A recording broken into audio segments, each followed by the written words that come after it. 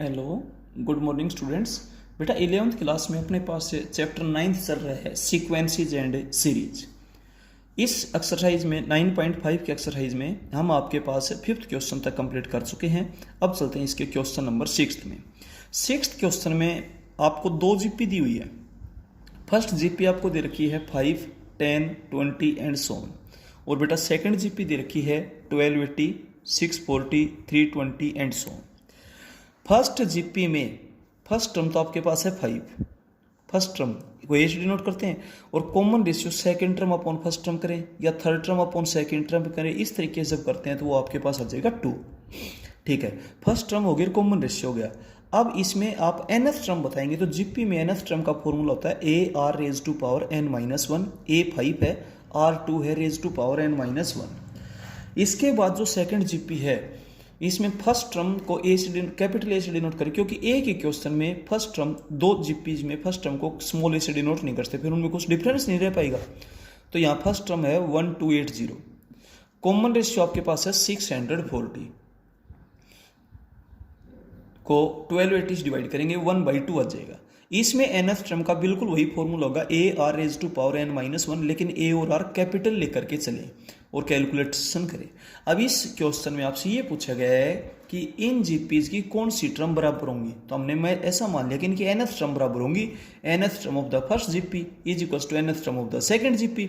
आप इसको कैलकुलेट करें तो n की टर्म तो एक तरफ कर दें, बाकी कॉन्स्टेंट टर्म एक तरफ कर दें, तो 2 रेज टू पावर n-1, ये 2 रेज टू पावर n-1 इधर डिवीजन में था, इधर मल्टीप्लीकेशन में आ जाएगा 1280 अपॉन 5। जब मल्टीप्लाई करते हैं बेस सेम होता है तो पावर ऐड होती है, और इसको कैंसिल करेंगे 256 2 रेज टू पावर 8 है, बेस सेम है तो पावर भी सेम होगी। 2n-2 की वैल्यू 8, 2n की वैल्यू 10 हो जाएगी, n की वैल्यू क्या होगी 5। इट मीन्स इन जीपीज की 5th टर्म आपस में सेम होंगी, ऐसा ही हमने लिया था। और अगर n एक नेचुरल नंबर नहीं आता तो इसका मतलब इनकी कोई भी टर्म आपस में इक्वल नहीं होगी। 7th क्वेश्चन में क्या बोलता है, जीपी का जिक्र है तो सबसे पहले तो आप मान लेंगे let A be the first term and are be the common ratio in GP. AP का जिक्र हो तो A be the first term and D be the common difference, ऐसा मानिएगा आप। और जीपी का होता है A be the first term and are be the common ratio in GP. इसकी फोर्थ टर्म 54 है, फोर्थ टर्म का फॉर्मूला जीपी में होगा ए आर क्यूब 54। इसकी 9th टर्म 13122 है, तो 9th टर्म का फॉर्मूला होता है A are raise to power 8 is equal to 13122।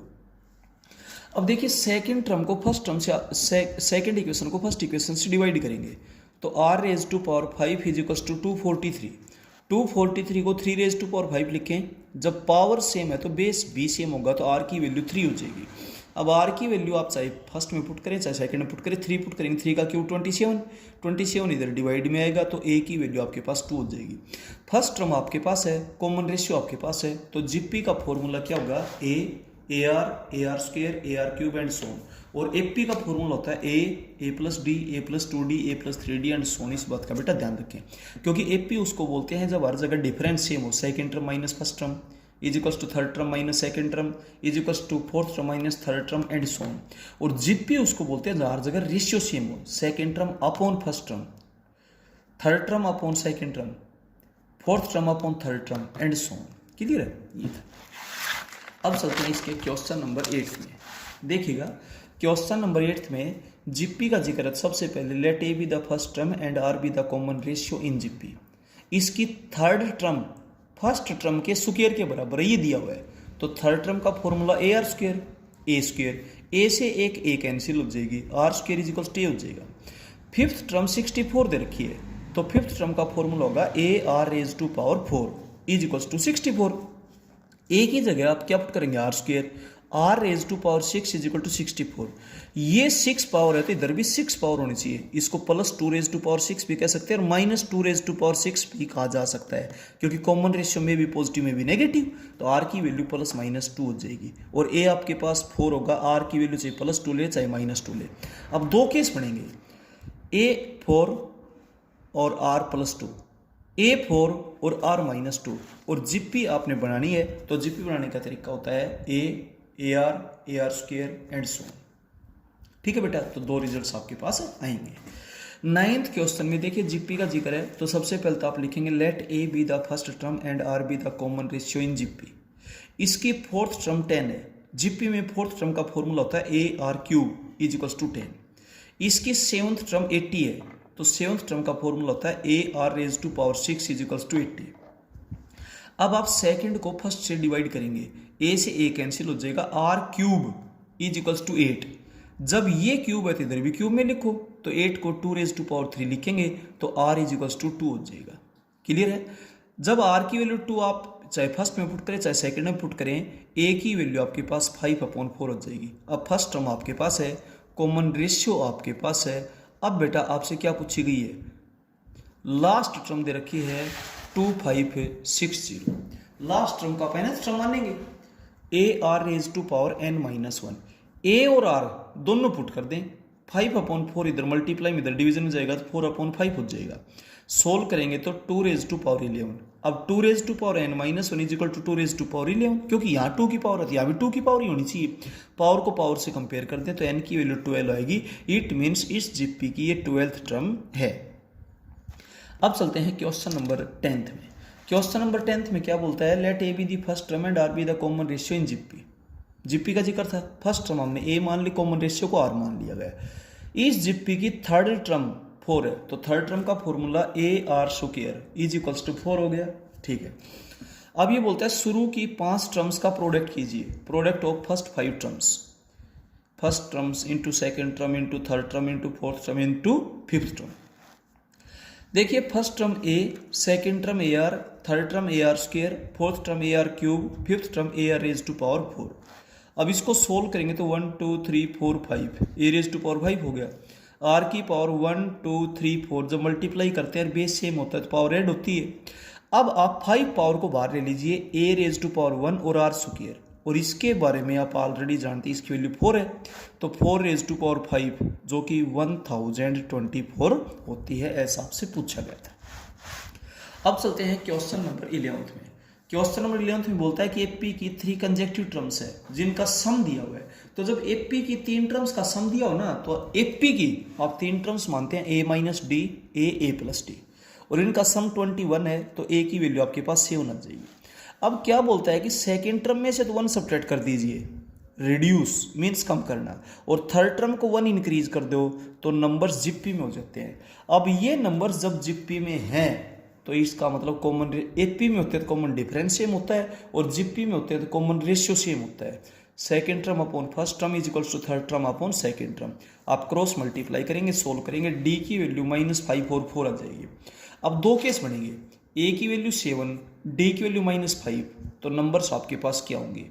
फिर ए की वैल्यू 7, डी की वैल्यू 4, तो नंबर्स आपके पास क्या होंगे, ए माइनस डी और ए प्लस डी। तो ये नंबर्स आपसे पूछे गए हैं। अब चलते हैं बेटा इसके क्वेश्चन नंबर 12th में। 12th क्वेश्चन में बोलता है पी क्यू आर एपी में है। अगर ये 3 नंबर एपी में, तो इसका मतलब कॉमन डिफरेंस सेम होगा। अब दोनों क्यू तो आप एक तरफ कीजिए, पी और आर एक तरफ कर दीजिए, और बेटा ये रिजल्ट आप डायरेक्ट भी कह सकते हैं, जो 3 नंबर एपी में होते हैं तो बीच वाले का डबल पहले और तीसरे के सम के इक्वल होगा। ये रिजल्ट आप डायरेक्ट भी लिख सकते हैं, कॉमन डिफरेंस वाले फॉर्मूले से बना है, ये हो जाएगा। अब सुनिए, जीपी का जिक्र था, हमने मान लिया let A be the first term and are be the common ratio in GP. यहाँ पर आर स्मॉल आर का जिक्र है, इसलिए कॉमन रेशियो को कैपिटल आर लेना जरूरी है।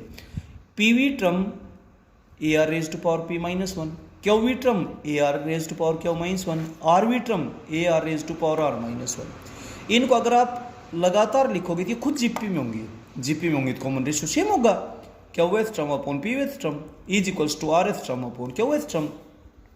ये बेटा जब आप सोल्व करेंगे और फिर क्रॉस मल्टीप्लाई करेंगे, तो क्रॉस मल्टीप्लाई करते हुए आपके पास ये रिजल्ट आएगा 2q is equals to P plus R, और ये अपने पास ऑलरेडी अवेलेबल है, इज ट्रू फ्रॉम फर्स्ट। तो इसका मतलब जो आप मानकर चले हुए बिल्कुल सही है, ये तीनों टर्म्स लगातार किसमें है, जीपी में। अब चलते हैं क्वेश्चन नंबर 13th में। 13th क्वेश्चन में ये बोलता है पी क्यू आर एपी में, जब 3 नंबर एपी में होते हैं तो कॉमन डिफरेंस सेम होता है। यहाँ से हम इस रिजल्ट पर पहुँच गए। एक्स वाई जेड जीपी में तो कॉमन रेशियो सेम होगा, कॉमन रेशियो सेम होगा तो y upon x is equal to z upon y, cross multiply कर दे, y square is equal to x z और y is equal to root x z. तो आप direct भी लिख सकते हैं, जब 3 नंबर एपी में होते हैं तो बीच वाले का डबल पहले और तीसरे के सम के इक्वल होगा। जब जीपी में होते हैं तो बीच वाले का स्क्वायर पहले और तीसरे के प्रोडक्ट के इक्वल होगा। ये रिजल्ट्स आप डायरेक्ट राइट डाउन कर सकते हो। अब जो प्रूव करना है उसकी लेफ्ट हैंड साइड उठाइए। लेफ्ट हैंड साइड में जहां पर भी क्यू दिखाई दे वहां पर p + r/2 पुट कर दो। जहां पर भी आपको y दिखाई दे वहां पर √xz पुट कर दीजिए। इतना काम करना है आपने। इतना करने के बाद आप कैलकुलेट करेंगे। यहाँ पर एलसीएम लेकर के सोल्व कीजिए। ये पावर x की भी है और z की भी है और रूट का मतलब पावर 1/2। यहाँ पर एलसीएम लेकर के सोल्व करेंगे। जब बेस सेम होता है तो पावर ऐड होती है, तो x की पावर भी 0 हो जाएगी और z की पावर भी 0 हो जाएगी। इट मीन्स बेटा 1 आ जाएगा। यही आपके पास राइट हैंड साइड है। अब जीपी का जिक्र था, स्मॉल ए यहाँ पर ऑलरेडी है, इसलिए मैंने फर्स्ट टर्म को कैपिटल ए ले लिया। Let A be the first term and are be the common ratio in GP. अब जो आपने प्रूव करना है उसकी लेफ्ट हैंड साइड है n - rth टर्म और n + rth टर्म का मल्टीप्लीकेशन।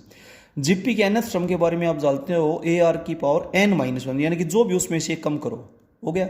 बेस सेम होता है तो पावर ऐड होती है, ए का तो स्क्वायर हो गया, आर की पावर 2n - 2 हो गया, आर से आर कैंसिल हो जाएगा। 2 पावर में बाहर ले लेता हूँ, ए आर की पावर n-1। अब ये किस टर्म का फॉर्मूला होता है? nth टर्म का, nth टर्म का स्क्वायर। यही बेटा आपने प्रूव करना था। अब चलते हैं next 15th question. 15th question में एक जीपी के अंदर फर्स्ट टर्म को ए दे रखा है, कॉमन रेशियो को हमने आर मान लिया। लास्ट टर्म इसकी बी दे रखी है जिसको आप nth टर्म बोलते हैं। लास्ट टर्म का ये फॉर्मूला होता है, ए मल्टीप्लीकेशन में था, डिवीजन में चला जाएगा, ठीक है। इसकी फर्स्ट एन टर्म्स का प्रोडक्ट है, उसको पी से डिनोट किया गया है। First term into second term into third term, last में nth term. First term a, second term A r, third term A R square and so on, और nth term A R raise to power n-1। A are square and so on. तो देखिए ए को जितनी बार आप multiply करेंगे n times A raise to power n, are की पावर 1 2 3 and so on. जब मल्टीप्लाई करते हैं तो पावर ऐड हो जाती है। क्लियर है? तो a raise to power n, are की पावर, इनको जब आप ऐड करेंगे तो ये एपी है। फर्स्ट टर्म 1 कॉमन डिफरेंस भी 1। आप एपी के सम का फॉर्मूला लगा सकते हैं और डायरेक्ट भी बेटा अपने पास आगे आएगा, sum up to the N terms होता है, n × n + 1/2, वो फॉर्मूला लगा सकते हैं। लास्ट टर्म मल्टीप्लाई बाई उससे नेक्स्ट टर्म डिवाइडेड बाई 2। लेकिन ऐसा जब होगा जब 1 से स्टार्ट हो, 1 + 2 + 3, तो लास्ट नंबर इंटू उससे नेक्स्ट नंबर डिवाइडेड बाई 2। अब बेटा पी स्क्वायर के बारे में पूछा तो आप इसका स्क्वायर करेंगे तो a raise to power 2n, r raise to power n × n-1 हो जाएगा। n पावर बाहर ले ले, ए स्क्वायर आर की पावर n-1।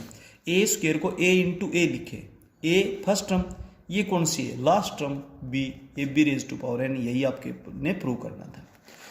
लास्ट क्वेश्चन में क्या बोलता है? जीपी है, फर्स्ट टर्म ए ले ली, कॉमन रेशियो आर ले लिया। पीवी टर्म x है, क्यूवी टर्म y है और आरवी टर्म z है।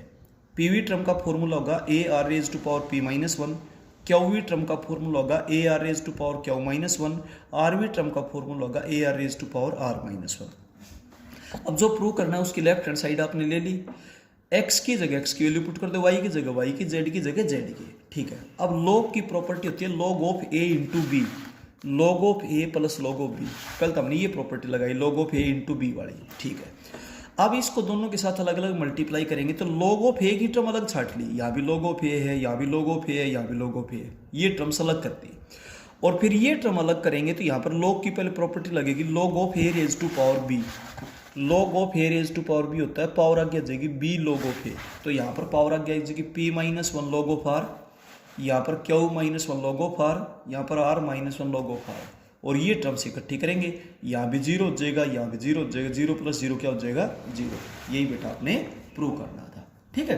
तो इस तरीके से बेटा इस एक्सरसाइज के 16th क्वेश्चन तक हम कंप्लीट कर चुके हैं। आगे के क्वेश्चंस आपको नेक्स्ट वीडियो में करवाए जाएंगे।